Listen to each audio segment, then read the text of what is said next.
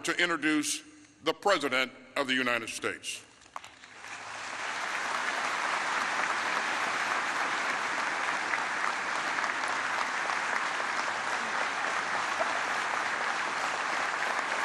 Thank you.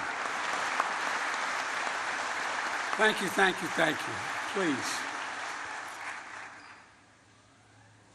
155 years ago, retired Union General James Garfield spoke here at Arlington, marking our nation's first Memorial Day.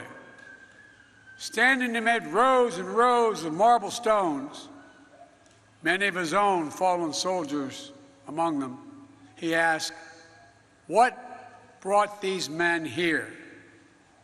What high motive led them to welcome death?" And he answered his own question. He said, "Our nation's life."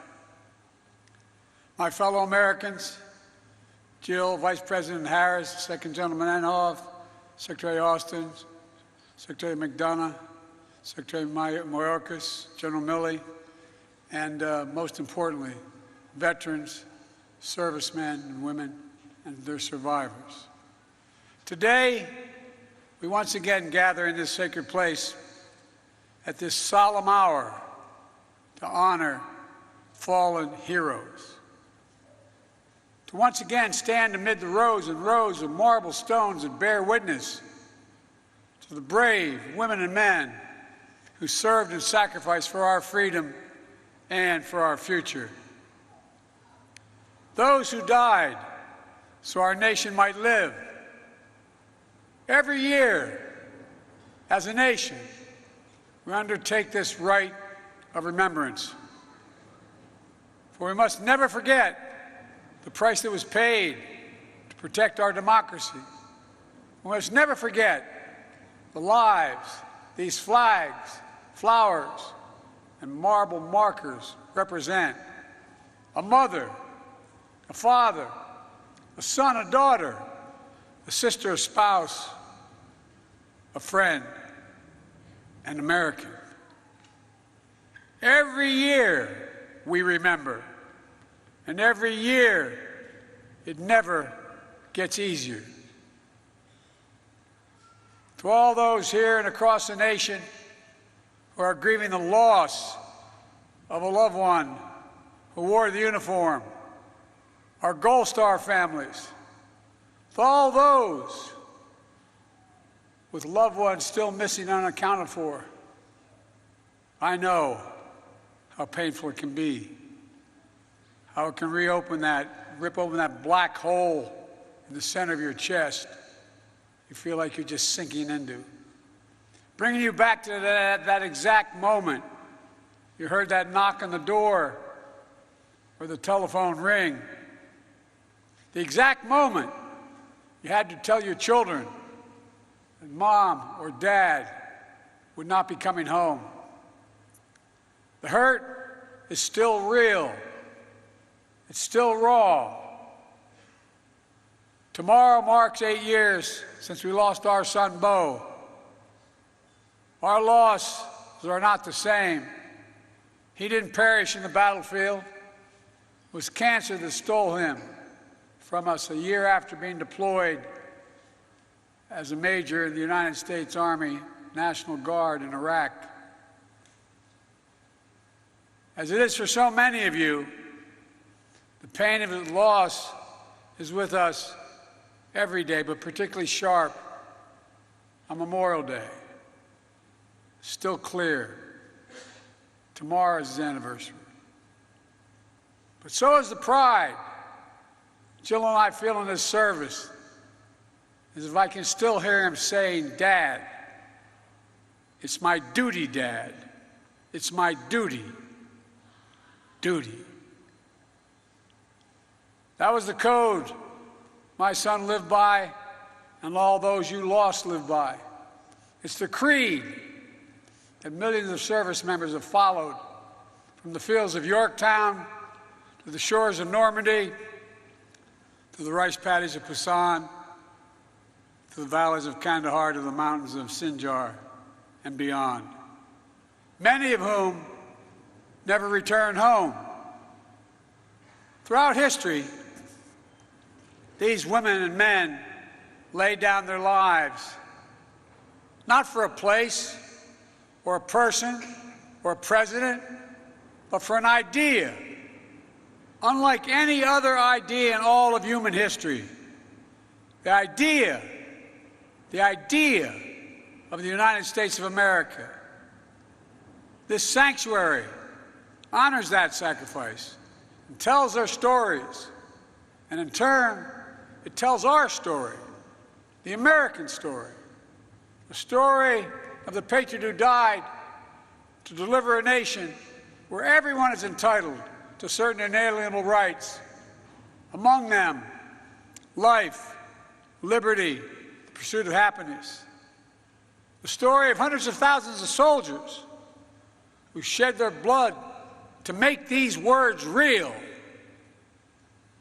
The story of the brave Americans who fought the forces of fascism and died for preservation of democracy.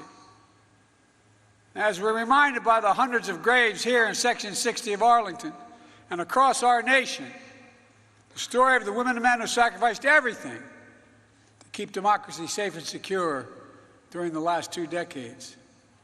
Each of them, a link in the chain of honor that stretches back to our founding fathers in those days. Unbreaking, unbending, not just in their duty and devotion, but something even deeper, in their faith in us. Their faith in us, that we will be worthy of their sacrifice. Our service members have always embodied the highest expectations of our democracy. They've always held faith in our country and all that we could be, a citadel of liberty, a beacon of freedom. For our democracy is our strength, the wellspring of possibilities, and the source of endless renewal. It's how we've been able to constantly change and adapt through the centuries. It's why we've always emerged from every challenge we face stronger than we entered it. It's how we come together as one nation, united. And why there's nothing we can't do in America when we do it together. It's a truth. We celebrate this year as we mark 75 years of a desegregated military, 75 years of women's full integration, 50 years of an all-volunteer force. Throughout the annals of history, our troops have fought for our democracy, and if necessary, died for it. Today, their service and sacrifice, and that of their families, that goes far beyond those silent stones out there. We've seen the strength of our NATO alliance, built from the bonds that we forever forged in the fires of 2 world wars. We see it in the troops still standing sentinel on the Korean Peninsula, preserving peace side by side with our allies. We see in every base, every barrack, every vessel around the globe where our military proudly serves and stands as a force for good in the world. And just as they've kept the ultimate faith to our country, to our democracy, we must keep the ultimate faith to them. As a nation, and people have heard me say this for a long time, as a nation, we have many obligations. But I believe in every fiber of my being, we have only one truly sacred obligation: to prepare those we send into harm's way and care for them and their families when they come home and when they don't. It's a sacred obligation, not based on party or politics, but on a promise to unite all of us. There's nothing more important, nothing more sacred nothing more American. Together, over the last 2.5 years, we've worked to make good on that promise, passing more than 25 bipartisan laws to support our service members, their families, caregivers, and survivors. That includes the PACT Act, the most significant law in our nation's history, to help millions of veterans who were exposed to toxic substances in burn pits during their military service. Pits the size of football fields that incinerated the wastes of war, such as tires, chemicals, jet fuel, and so much more. To many of our nation's warriors that have selflessly served, only to return home and suffer from the permanent effects of this poisonous smoke. Too many have died. Excuse the personal reference, like my son Bo, or like Sergeant First Class Heath Robinson, for whom the act is named.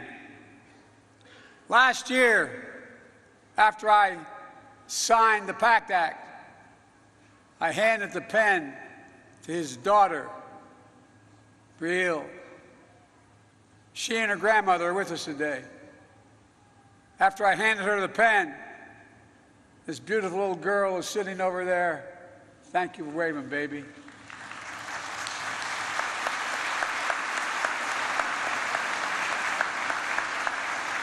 We lost half of her world, her whole world, held the pen in her hand, and looked at me and said, "Thank you for my daddy. Thank you for my daddy." God love you, honey. But I don't think she was just thanking me. She was thanking all of us. Everyone who fought so hard, who came together to keep our promise to our veterans, to keep the faith with our heroes. On this day, we come together again to reflect, to remember, but above all, to recommit to the future our fallen heroes fought for. That generation of service members who died for a future grounded in freedom, democracy, equality, tolerance, opportunity, and yes, justice. We use those words all the time. But we've seen of late, here and around the world, that they have to continually be fought for. Not just for some, but for all. This is more important than just our system of government. It's the very soul of America, a soul that was forged by our nation's first patriots, a soul that triumphed over trials and testing less than a century later, a soul that endured because of the sacrifice of generations and generations of service members ever since. Together, we're not just the fortunate inheritors of their legacy. We must be the keeper of their mission, the bearers of the flame of freedom that kept burning bright for nearly 247 years. That's the truest memorial to their lives. Our actions every day to ensure that our democracy endures, our Constitution endures, and the soul of our nation, our decency, endures. Ladies and gentlemen, 155 years ago, our ancestors stood here and asked themselves, what brought our heroes to this hallowed ground? What high motive led these brave souls, as General Garfield said, to welcome death? Today, we must ask ourselves, what can we do? What must we do to uphold the vision for which they lived and which they died? Today, it's on all of us, to ensure that sacrifice was not in vain, to keep working toward a more perfect union, one where all women and all men are created equal. We're the only nation in the world built on an idea. Every other nation is formed based on things like geography, ethnicity, religion, We're the only nation in the world built on an idea that we're all created equal. We haven't always lived up to it, but we've never walked away from it. And today, standing together to honor those Americans who dared all and gave all for our nation, we can say clearly, we never will. God bless all those who gave their lives so our nation might live. God bless their families, and may God protect our troops today and always. Thank you.